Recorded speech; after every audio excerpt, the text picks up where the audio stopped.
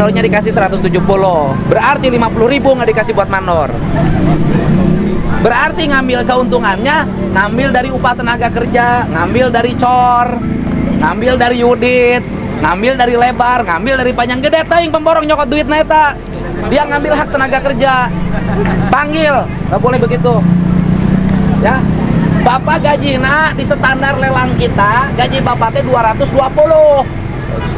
Bapak dibayar 170, dicokot 50 ta kontraktorna. Gubernur Jawa Barat, Deddy Mulyadi, menyampaikan kemarahannya atas praktik pemotongan upah yang dialami oleh mandor dan pekerja kasar di sejumlah proyek pembangunan yang berlangsung di berbagai daerah dalam wilayah Jawa Barat. Ia mengecam keras tindakan pengusaha atau pihak manajemen proyek yang melakukan pemotongan upah tanpa pemberitahuan dan persetujuan yang jelas kepada para pekerja.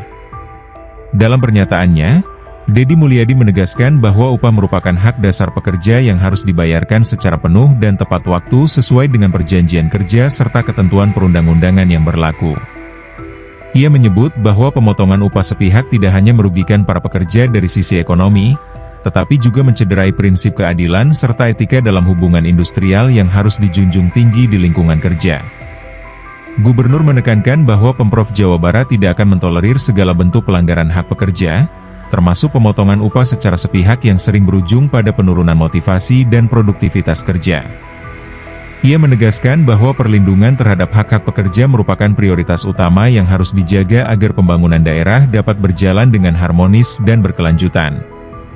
Untuk itu, Deddy Mulyadi telah memerintahkan Dinas Tenaga Kerja dan Transmigrasi Provinsi Jawa Barat untuk segera melakukan investigasi menyeluruh terhadap laporan pemotongan upah ini.